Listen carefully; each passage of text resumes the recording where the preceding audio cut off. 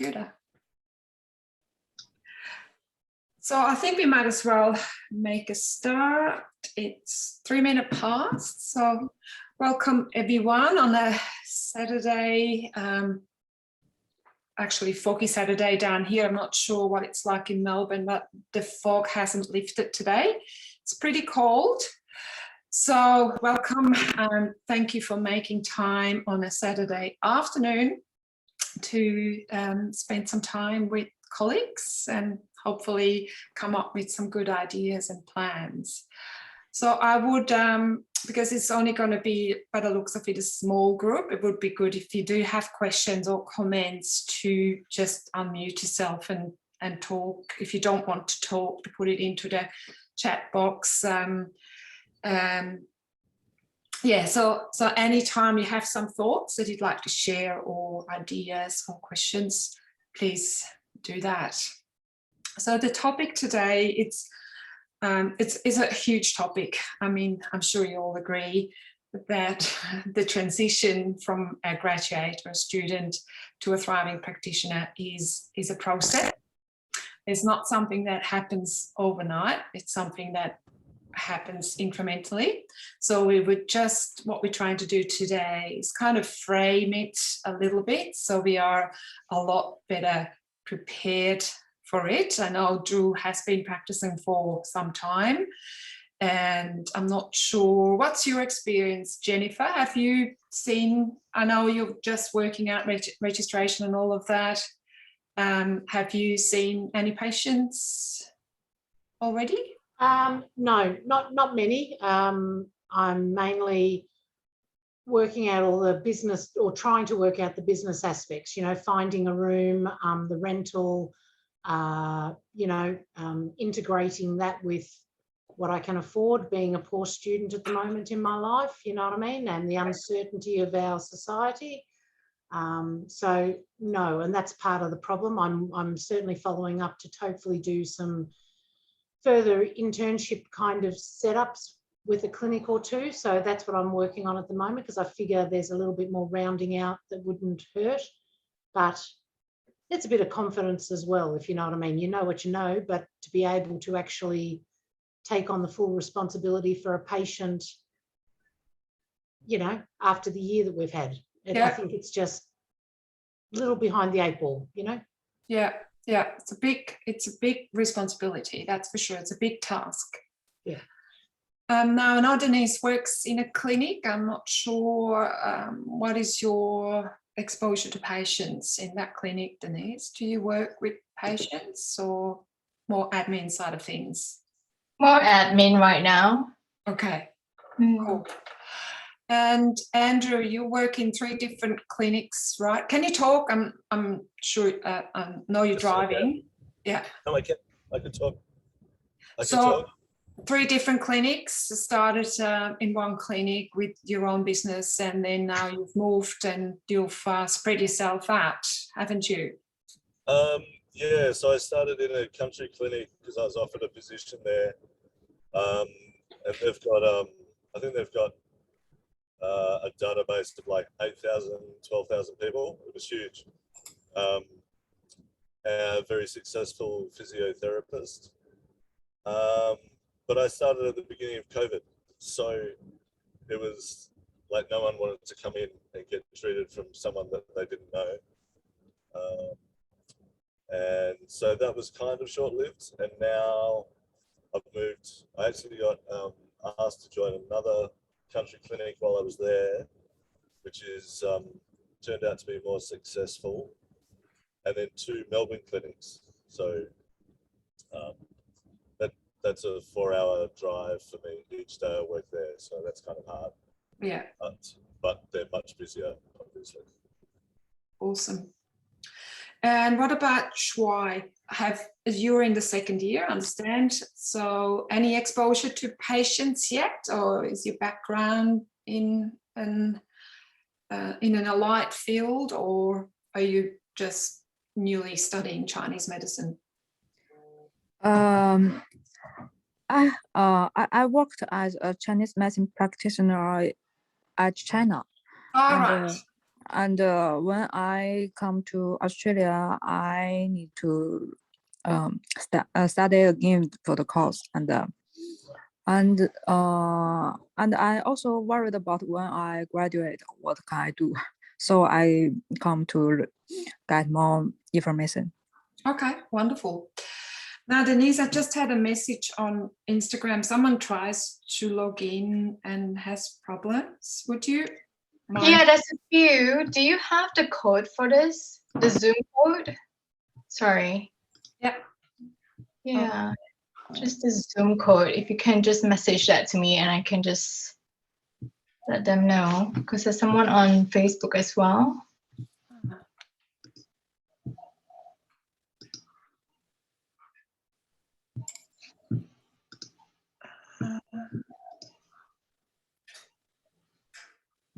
So to join the meeting, I'll just...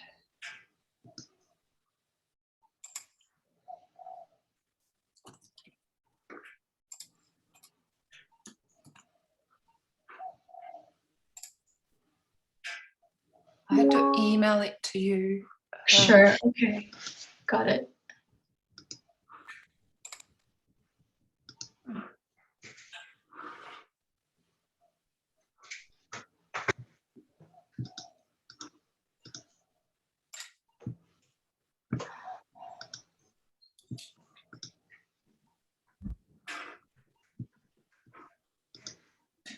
Go back to sharing. That's just a link. Do you have the code though? The password or code? There isn't any, but I don't know why they can't get in. There's usually like a Zoom code.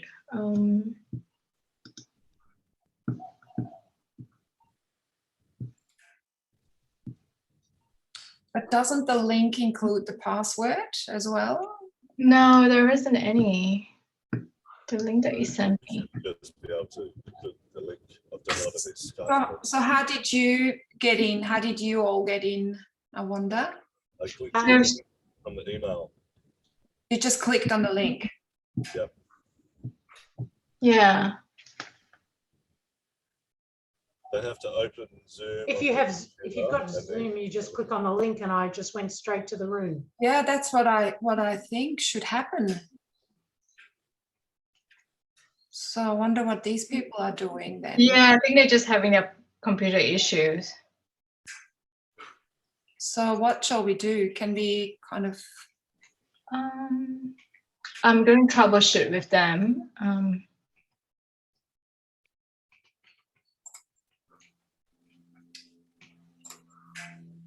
Yeah, I don't think I can do much about it at this point.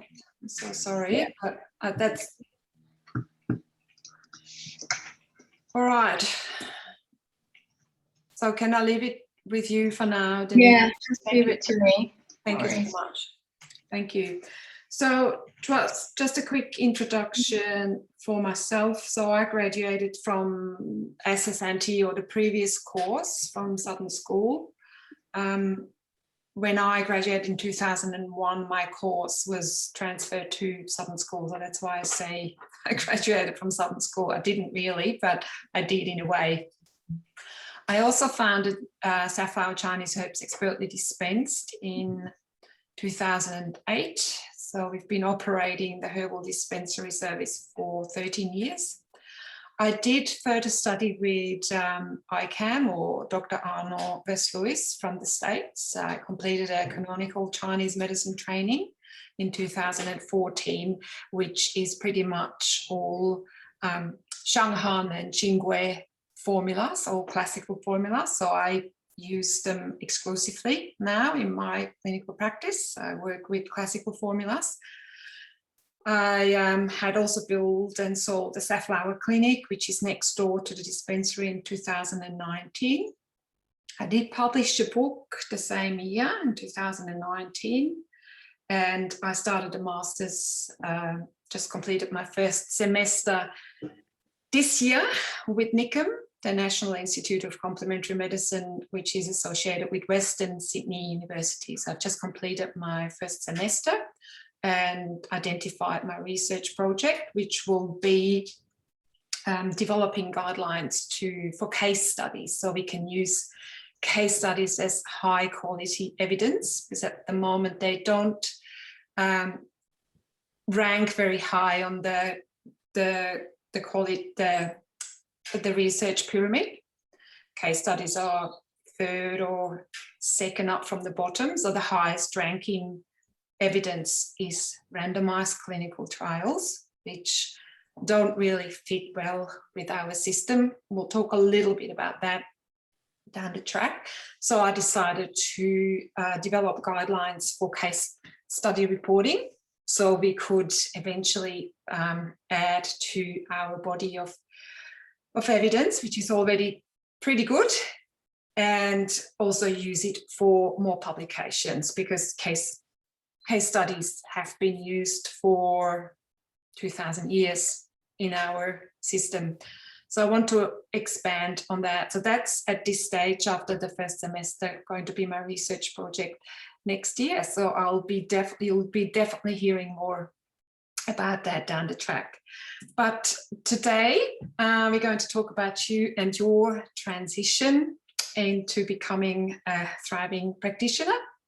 I got a couple of things that I want to focus on today, as I said to you before, because we only have limited time, but something that I want to frame with you now whilst you are preparing to be a thriving practitioner down the track.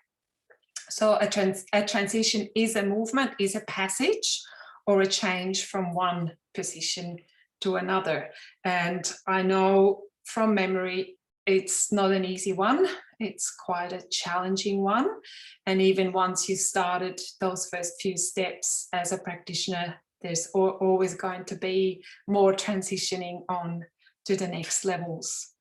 So we've already had short introductions. I've got Kylene also, who came on. Can you hear us and see us, Kylene? Kylene? Yeah, maybe. Yes, I can. Okay, wonderful. So we had just quick introductions with the others. Are you're a practitioner, or you're still studying? I graduated at the end of 2018. That's right, you did. So are you working as a practitioner now? Yes, I've got 2 locations for my own clinic. Awesome, awesome.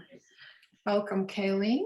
And Andrew is back as well. I think we still have a few more people who want to come on. So we also heard from Jennifer that her transitioning has been quite difficult due to being stuck in the pandemic whilst trying to graduate and establish herself. So I think I've got a good idea on where everyone's at this point of time, so I can make sure that the information that I'll provide you with is going to be as valuable as possible. Now,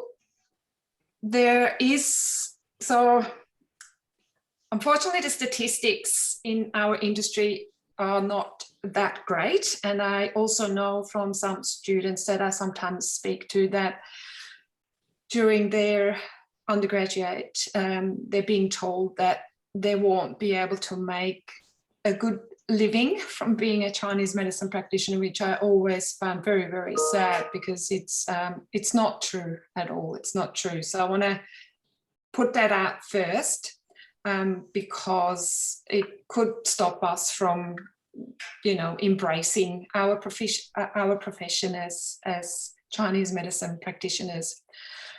Nevertheless, in 2015, there was a practice survey. They had preliminary findings, and it was this terrible number that 95% of graduates of complementary medicine do not last longer than 5 years in the industry. So when I did publish my book in 2019, that was one of the things I really wanted to counteract, because I still feel today that as in an undergraduate, we don't have enough guidance.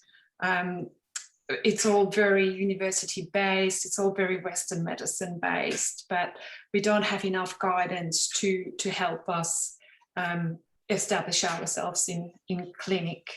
So I wanted to counteract that number, and that's why I offer these type of events as well, because I think a lot can be done about it. Obviously, last year also the pandemic hit, and fortunately the unemployment rate is not as high as they predicted. I think they predicted at some stage that it's going to be 10%. I looked it up couple of days ago and it was around 5%, which I think has always been the case, or has been quite stable for the last few years, except those fluctuations last year.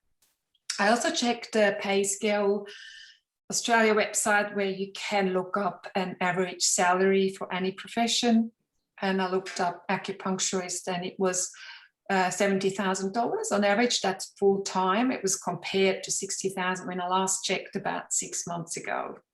So that's not too bad, but that's full time. That's working. Sorry? No. So that's working full time as an acupuncturist. It's an okay salary. It's not a great salary. So, but it's good to get started on. There is also Richard, can you hear me? Yes. Jennifer? Yes, I can hear you. Hello? Yes, I can hear you. Can everyone else hear me? Yes, we can. Hello, Okay. Bridget. Yes, Can yes. you hear me at the moment? I'm sorry. Yes, yes, I can. Everyone else seems to be able to hear me. Yes, Bridget. Cool. So there is currently 4,900 Chinese medicine registrations in Australia, and there's a population of 25 million. So that gives you the potential, just by looking at those numbers, to what we can achieve. And I understand that there is still lots of challenges that we have to overcome. For instance, not being part of the Medicare scheme, and things like that, not being able to use our favorite herbs or really strong herbs like mahuang and fuzi and things like that. But I think overall we're on a good tangent, and yeah, I'm positive. I'm very positive about our profession and where it's heading. Now, why do we fail as Chinese medicine practitioners, or why might that attrition rate be quite high for complementary medicine practitioners? So I've got a few ideas about that, and there has been some surveys done through one of my colleagues, Amber Moore and Carly O'Brien, a few years ago. I don't think they've been updated since, but I've always, when I speak to practitioners as well as part of the dispensary service, these are always, the reasons that I hear. So one of the main stoppers probably are that as healers, we have an apprehension of charging. That's one of, how can you charge money being a healer? So there is this paradigm floating around that being a healer, money becomes really difficult, or charging appropriately can be very difficult. And I remember that from my early days, where I thought, oh, maybe I can't charge that much because I'm not that experienced, or I only just started, or I haven't done a good job, or things like that. So this is something that we really have to leave behind. I mean, you've studied 4 or RMIT 5 years, and you've got a really solid base, and you are very well trained. So you do lack a little bit of expertise, but that doesn't matter. You should still charge what a number or a fee that works well for you. I understand that there might be people there that won't be able to afford you, but it's about you. So you will have to sit down with yourself and maybe have conversations with other colleagues and see how much do they charge for, if you want, different prices for initial and subsequent consultations. That's fine, because you spent more time. But the most important part is you have to charge what is right for you, because otherwise you'll always be with every single patient that you see, you'll be resentful about not charging appropriately. And as Chinese medicine practitioners, we tend to put so much effort into our patients and extra time and research. And so you've got to come up with a number that really, really resonates with you. I cannot, I really have to point that out. It's really important, really important. So the apprehension for charging might be a reason, or also maybe putting your money into the wrong places. And I know I got a conflict of interest there, but buying your herbal dispensary at the start of your practice is not putting your money into the right spot. You should spend that money rather on having your like nice looking business cards, maybe have a website there, maybe have some flyers that you can place in different locations. So don't buy your herbal dispensary at the start of you setting up your clinic. Use either patents or use a dispensary service, or try and tap into someone else's dispensary. But it's money that is, it's gonna be a lot of money quickly, and you might not need those herbs. You might be different herbs to what you have. So that's one of the things. And don't buy expensive equipment. If you can't have an electric table right at the start of your clinic, unless you have a back problem or some other issues, then I would probably just start with just a normal fold-up table or two, or whatever you're going to do. But don't spend $1,500, $1,600 on an electric table. Just start a little bit low key, and once you've built up some regular patients, then start looking at some investments. But most importantly, charge what is appropriate to you. Charge what makes you feel good. So if you feel you want to charge $150 for an initial consultation because you put all this work in, then that's what you charge. And you don't even have to compare yourself with too many others. If that number is right for you, that's what you go for. I think that's very important. So the second point, assuming that healing is a validation for you is not a good path either, because it's an exchange. And once you start working with patients, you will see that it might be, it can be very, very difficult to deal with the general public nowadays. That people can be very demanding, people can be very unreliable. So you kind of got to find your groove where you say to yourself as well, I am giving a service, a professional service, because we are professionals, and in exchange, I receive money for my services. And that's as simple as it is. Lack of skills, I think lack of skills is a subtopic. I think it's more lacking confidence, because you might not have the experience of seeing a lot of patients or being by yourself with your patients. So this is something that will take a little bit of time. So it's just one step at a time as well in that transition, where you got to find your groove a bit, because you're also running a business at the same time. And can we run a business as healers? Yes, we have to. We don't really have a choice. We have to run a business as a practitioner, because we're not paid by Medicare or any other schemes. We are in the private industry, even though we are registered practitioners.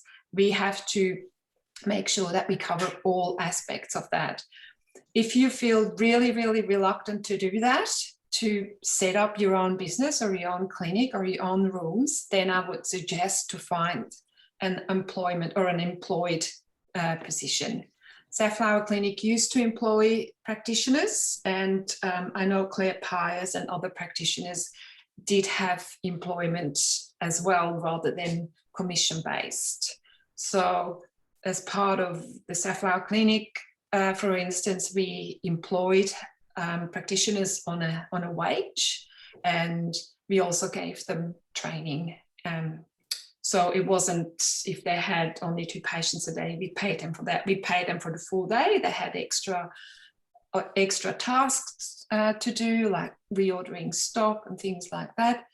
But if you're really, really reluctant or feel totally out of your depth to be able to run your business, then I suggest for you to find somewhere where you can work for someone else and learn those skills. It's very, very important. Lack of business skills. There is not a lot of guidance from university, I don't think. I think some courses brought in, like for Southern School, we do this, what are they called? Oh, where is she? She's gone, Jennifer. Jennifer's Oh, no, I'm here. Oh, yeah, you're there. What are they called? What Case conferences. That's right, case. Yeah. But to be honest, that is not really about running a business. It's not the nitty-gritty of all that. It's wonderful presentations from people that can give you expanded information, but not the nitty-gritty. Yeah, I understand. So I feel, and I think a lot of people know that as well. But I think the university is under great pressure to have their course curriculum so they can keep their registration for it. So I think it's a problem of time, and but they should change that really, or at least, you know, let people like us come in. Like, you know, we'd be happy to do it for free, but it's just sometimes hard to get into universities as a private person, because the university has to protect their conflict of interest, or, you know, as well. So it's quite tricky. So lack of business skills, no expertise in running a business. If that's your case, I would definitely suggest that you find somewhere where you can work for someone else, because there'll be so many things coming your way all of a sudden, on top of the responsibility of being a practitioner for patients. Also, all the rest that comes with it. So I would suggest, if you feel you can't do that, to, you know, give it a year or 2 in someone else's clinic, learn what you can, and then set up your own space. Marketing, it's always very, like, it goes down so badly, and because a lot of practitioners say, I can't sell myself. Well, and I'm saying it's not selling yourself, it's just informing the public of what we do and what we can do, what we can't do. It's kind of building those bridges, because you've got your patient here, you are here, so you've got to kind of find a way to reach those patients. And how do you best do that? It's by educating them, it's by telling them what we do, how we do it, what has been done, and so forth. So that's not marketing, that's just educating your patients about their possibilities with you in Chinese medicine. And you can do that in several ways. When I first moved to Phillip Island, it's quite a remote community, I joined Toastmasters, and then, because I was very, very bad at public speaking, I'd die every time there were more than 2 people in front of me, and I then, you know, I upskilled with my public speaking. And then I went out to clubs. They were very happy. You know, there was the View Club, which is a women's club. There was the, what are they called? The Lions, and all these not-for-profit organizations that I went to. And I just spoke about acupuncture or Chinese medicine or the cycle, you know, 7 on the 8-year cycle, and they loved it. So that's what I did. I went out there and just put the word out there, and it wasn't selling. Yeah, it wasn't selling, it was just making connections, networking, and letting people know where you are. And then there were always questions about it, because everyone's got some kind of health challenge in some way or the other. So that's how I spread the word. And it wasn't hard selling. It was just going out there and telling the community what you do and where you do it. So you got to find that inner strength to do that, because you can. And another important factor is to have a mentor, to have someone that you trust that might be doing a similar style to you, someone that you met during your uni days when you did placements, or someone that you admire, or someone that stood out. And just go and ask them if they can be your mentor and help you with things in business or with patients.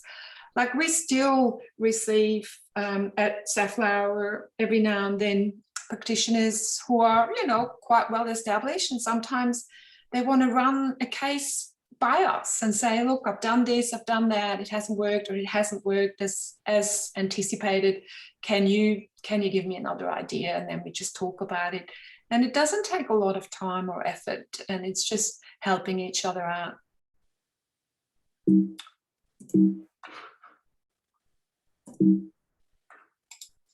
Okay, that's how it goes. Just have to click. So yeah, can you be a healer and run a business at the same time? Yes, you can, and yes, you must, because it's the only way you can survive. That's pretty much what it comes down to.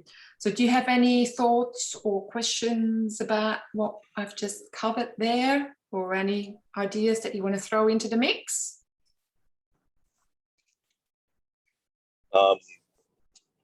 I totally agree with what you're saying. And I think charging what some people think is a lot is potentially a good idea. Otherwise, you're going to undercharge yourself, and then you're not going to get anywhere. And it's going to make you potentially resentful. fail. Yeah, and it's going to make you resentful. You won't be able to give your patients the attention and care they might deserve. So it's not good. It's not a good exchange. Thanks, Drew. That's all right. So the other thing is, communication is the key. And I'm going to make that point now. And I'm not sure if you know this, but Chinese medicine, acupuncture or herbal medicine, is what they define as a complex intervention. So the intervention is, the herbs or the needling.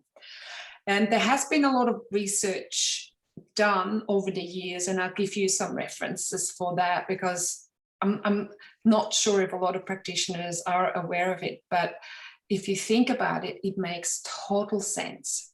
So when we see patients in our clinic, one aspect of the intervention or the treatment is the needling or the herbs that they will get. Like, just that, the needling itself, the activities around the needling. There is also non-specific needling components to the treatment, which can be the palpation, or we use moxa, or we use gua sha, or we might use some cupping. And then there is the non-specific components, which is all the time that we give our patients when we talk to them and when we try and establish that pattern or pattern differentiation, or that syndrome. Excuse me, Bridget. Yep. Yes? Jennifer? I just wondered if it's okay with yourself and with the others. I'm dropping in and out quite a bit, and I wondered if you turned your video off, whether that would be a problem for yourself or others. It's not a problem for me at all, if I know where to do that. Just down in the left, the Top video. The video. Yep. Am I gone? Thank you so much. That's just much clearer audio for me, if that doesn't bother anyone else. Not a problem at all. Thank you. I could have done that from the start. So the needling specific components, the non-needling specific, that actually should say non-needling specific, like the palpation, the moxibustion. That's my bad. That's a spelling error. And then the non-specific, which are the psychological and physiological components. So a patient will, so they actually have proven that with research, that patients who had the full consultation with a Chinese medicine practitioner, with everything, with the dietary and lifestyle advice, they had better treatment outcomes than people who had either sham acupuncture, which was reduced to just pretty much the needling component, superficial non-acupuncture points, where they didn't have the palpation, the moxibustion, or all the talks, the conversations with the patients. So this gives us a huge advantage, because it really just comes back to the communication that we have with our patients. So I don't know how much you learn or get to learn at uni for that, but if you'd ask me today, where should I put my focus for the next 6 or 12 months, I would say go and become an expert in communication. It's really, really, really important. It will make all the difference. And the way you talk to people, what you tell them, how you tell them, it makes a huge difference. So they did this study in 2016. I think it's the American, was done by the American Physical Therapy Association. I think it's actually, it was done for physical therapies. And you can read it, it's on PubMed, so you should be able to get that easily. It was a systematic review. It only included 13 studies, and 4 main themes came out of it. 4 main themes that were considered to influence the therapeutic alliance. Now, they call the therapeutic alliance the relationship, practitioner-patient relationship. So the 4 themes were interpersonal and communication skills, such as presence of skills such as listening, encouragement, confidence, being empathetic and friendly, and non-verbal communication. I understand that the non-verbal communication is very, very important. The way we sit with the patients in the treatment room, or where we have our consultations with the patients, how we really capture their story. It's really important for them to tell their story, as you know. You can guide that, you know, you don't, I mean, you can give the you can give direction to how much information and so forth, but it's really, really important to be fully present when patients share their story with us. It makes such a big difference.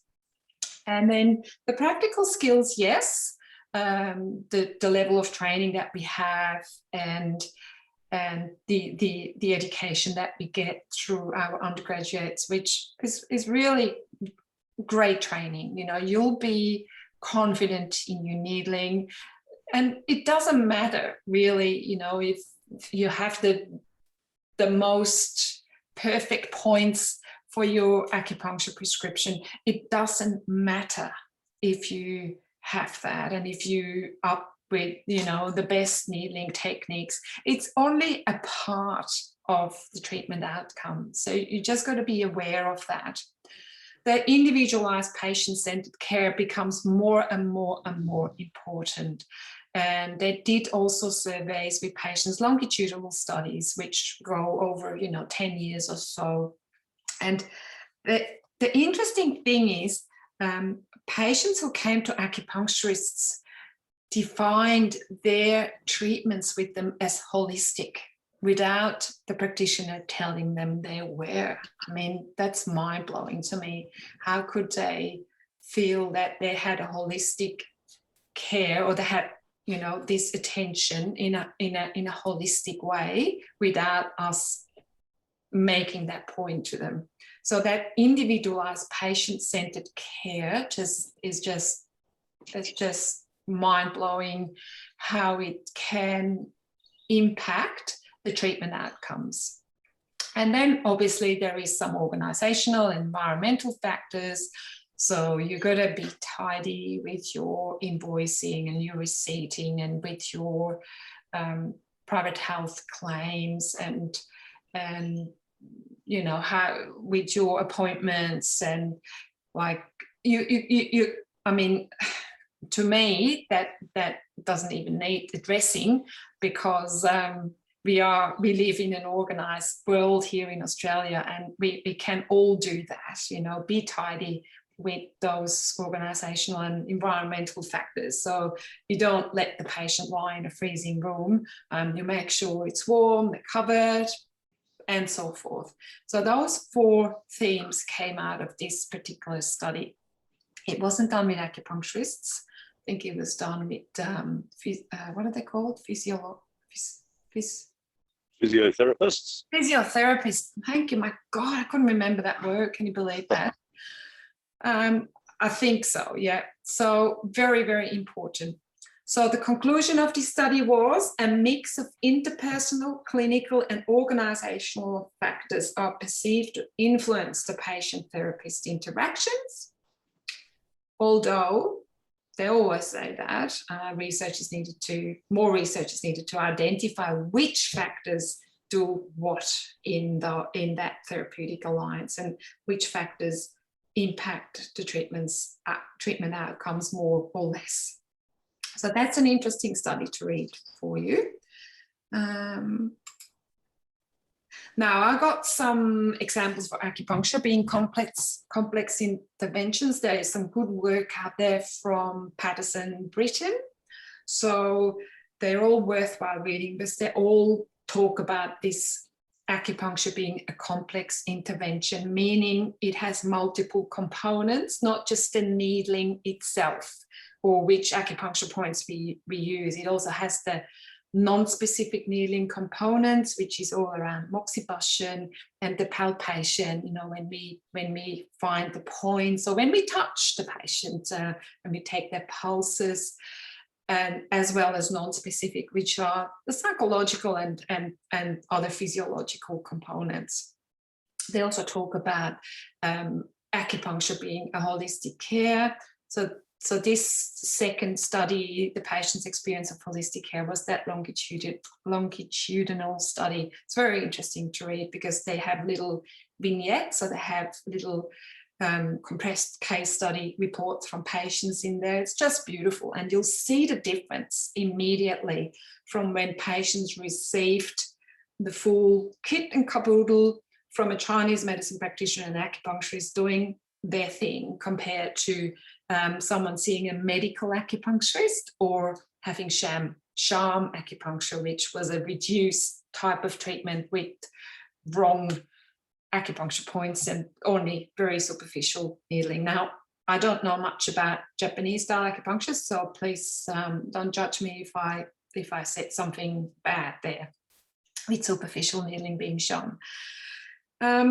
So have a look at those. They're interesting papers to read. You should all have them. I can send them to people who don't have access to a library anymore. So what does that mean for your consultations with your patients? What does that mean? What has come to mind to you whilst I was talking about this last few slides? I'd like to hear or read from you. What are your thoughts? So we were talking about acupuncture, you know, being Chinese medicine practitioners, having to market, being healers, but offering a service for money and so forth. So what does that all do? What has that done to you? How did this affect you? Would anyone like to start? Say something? Yeah, I would. So in the clinics that I'm in, the treatment is 40 minutes, and we're in 2 different rooms at the same time. So I think when I started out, I was with Diane Campbell when I first started studying, and that was an hour each client and 2 rooms, which was lots of time, I felt. 40 minutes is, there's no time for mistakes. So you can talk to the client, you can get the needles in, you can do a little bit of ancillary, and then go to the next room. But if you forget something, it's like it's too late. Yeah. and I feel that sometimes the client probably feels that too. Yeah. And I studied under someone who would see someone for an hour and no one else, and they did everything. They did cupping and moxibustion and toinar and holding their fingers on gallbladder 20, waiting for the chi to arrive, and all this sort of stuff. And to me, that was like the other extreme. That was just like, well, now that client is going to expect all of that every time. Yeah. Or they didn't get their money's worth. Yeah. So I think that setting up expectations for people is fairly important as well. Yeah. Drew, can I ask you, so in those 2 extremes you've just suggested or just mentioned, Yes. what was the difference in the cost for the client? Like, what were they being charged? The cost, the woman that saw one person, she didn't charge very much. She was not very organized. I don't think that she felt comfortable charging.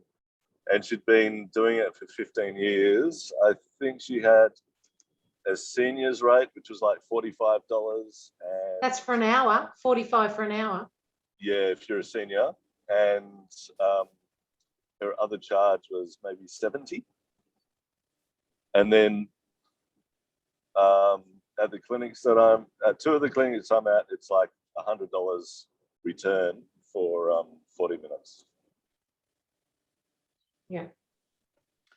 So what I would like to add to that, those hours, and the 60 minutes cost $100 and the 50 minutes cost $80 and so forth, I would try not to tap too much into that, because I would rather charge based on outcome, because one person only needs 40 minutes and they're totally happy, totally fine, and another person needs a little bit longer.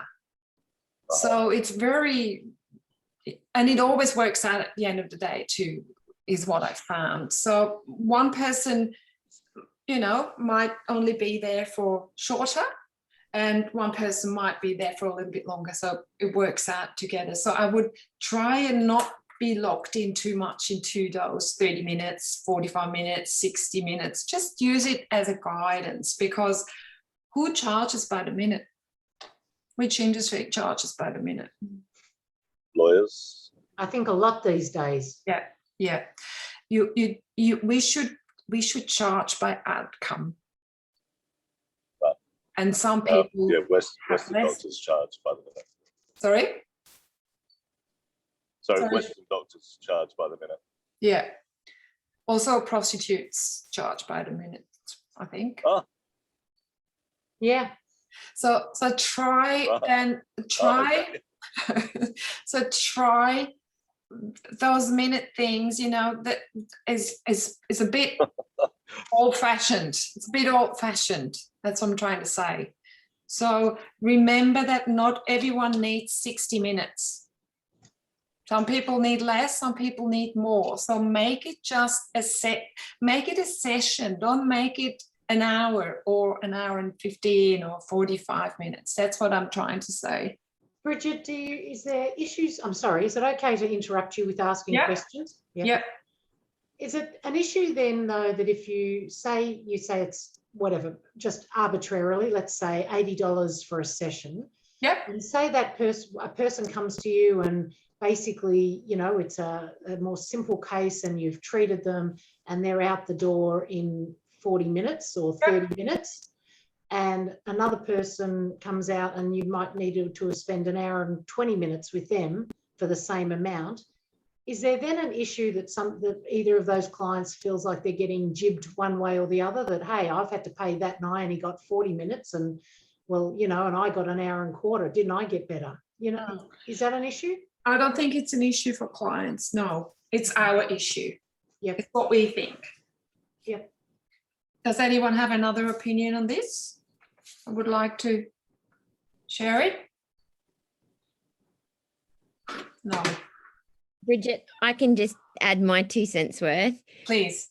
I was in a situation where coming out of uni, I had, besides a 6 months registration wait, all of those issues about running my own business. So I actually did like an employed capacity for 2 years or for simultaneously. And now because of travel and everything else, I'm running my own gig. And I've put that, you know, return thing can take anywhere between 45 to 60 minutes. Yeah. So the expectation, if clients or patients need to program their day, they know, okay, I'll be out anywhere between 45 and 60. Yeah. And then if I've at the moment with one of my clinics, I am doing a longer initial and say that that's because I do a full medical history and so forth.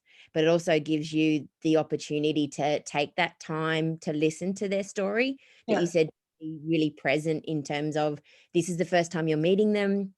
They feel, you know, they need to get a level of confidence in you. And I think you can't necessarily rush that. So in terms of expectations from the patient's point of view, I just tend to say it can be anywhere between that on a sliding thing, but it's the time that slides, not the consultation fee. That's right. I agree. Totally agree with that. I think that's a great approach. Because some people talk more and some people talk less. So yeah, great point. Any other opinions or ideas or questions about this before we move on? Doing Jennifer Unmer. Okay. So I want to leave that a little bit behind now and just spend only a few minutes on, you know, what when you first graduate and you've got all these things to tackle just to get you ready to start your business. I wanted to spend a little bit of time, and I did that with Jennifer's class last year, just to go through a little bit about what is your vision about your own business, what are your goals and what are your values, and then you sit down and make a plan. It's really, really important. So what's your magic number? You know, what's the type of revenues you want and need to support yourself and your family maybe? You have to plan that, because it has shown that by planning that and having it in writing is more likely to get you there than not thinking about it and not planning it at all. So you need to have a little bit of time, and I was going to offer for you today, if you are interested in doing a little bit more work around that, we can do that in a separate session, but it does need some prep. It really does, because you can't just, you know, you're busy with your last assignments for uni and you're all stressed out and you're all tired and you're all burnt out, and then you finish your uni. What I hear is I go to other universities as well, and then people finish up at the end of, or, you know, in the middle of November. They have no idea what they're going to do after. And it's just not a good place to be, because I understand you're tired after 4 or 5 years of university. I understand that, but you got to take the time to sit down with yourself or with some friends and say, okay, what's this thing going to be? How much revenue do I need to make to support myself? And, you know, it's going to be a little bit of a process. You might be lucky to go from 0 to 100, but there might be steps in between, from 0 to 20, from 20 to 50, from 50 to 75, and then maybe to 100. So the better you plan this, the more likely it will be that you're going to be on track. I promise you, I do it over and over and over again, and it's how it works. Believe me, that's how it works. You got to know where you want to go so everything can align, and you will make the decisions on the path there aligned with your goal. And you're not going to, you know, change your opinion or your ideas every few weeks, and it will just let you distract yourself. And it's nice to be distracted sometimes. I'm the first one to admit that. But if you want to get somewhere, and if you want to build a clinic that is going to be profitable, if I may use that word, sorry to throw that out there, then you got to plan for it. That's really the core message. And as I said, I'd be happy to do a separate session for that on another day. So you need a vision, you need goals, and your values that accompany that, and then you make a plan. But only this will allow you to smoothen your path, to be aligned with your vision really, and helps you to get there. So in concluding, two things from today that I would like you to think about or take home is be a natural and confident communicator and connect with your patients. As you know, you need to build trust with patients, trust with friends, trust with, you know, other businesses and so forth. It's not something that's right there from the start. It's going to be incremental.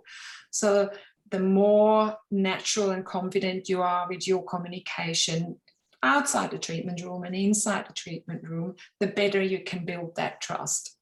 And I can tell you, if a patient is a fan, or I can't think of a better word, but likes what you do, they'll be with you for many, many, many years. And they will send everyone else, everyone in their office, their family, their neighbors, they will send so many more patients to you. And I'm not saying this is what it's about. It's just saying that if you do a good job in communicating with people, then it'll get you a lot further, and you'll have a better, you know, it'll be good for yourself because it will be more confident. You'll have a flourishing business that supports you and your ideas and your lifestyle. And the other thing is you need a plan on how you're going to get there. I got a couple of resources for you to maybe check out. For those who don't know, Safflower is a herbal dispensary service, so we're like a third-party dispensary. We are accredited from the Therapeutic Goods Administration, and we pay a lot of money to these guys every year to keep our license. So our standards are above the standards that the CMBA expects from us. You can also find some resources on my website, bridgetlinda.com. There's a checklist for new graduates, what the things that they have to do and where they have to go.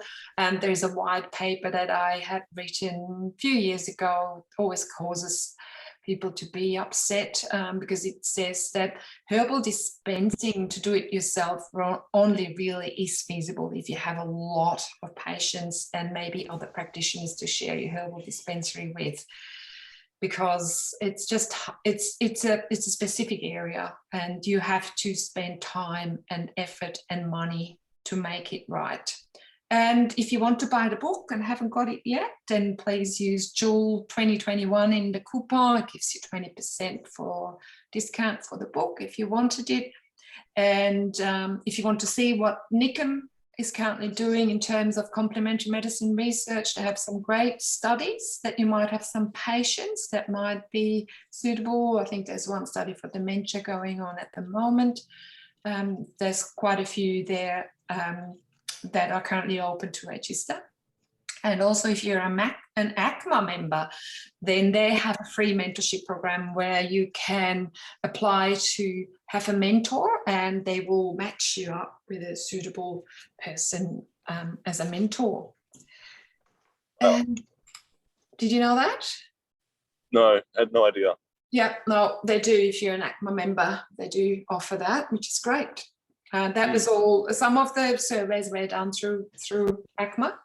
And lastly, thank you for being part of today. And I would like now open up. I know we're running a little bit late, but we had a couple of delays. And if you wanted to have some questions or wanted to share your ideas, okay. You were talking about doing a separate session for what exactly? So that would be just goal planning. tackling those 5 elements and that vision, goal setting, value. So it'll be, I'll kind of guide you through, but you have to do the work. But Okay. I can give you some guidance to what you should think about and how you could do that. So I'm very interested in that. Yeah, a separate session of probably an hour, because an hour is a good time where we can concentrate, but any longer really is sometimes a bit of a pain because So Denise, is interested too, and also yes, I'm interested too, Bridget. That'd be great. Okay, I will think of a date then and put it out there again. Is there any other questions before we go into our Saturdays?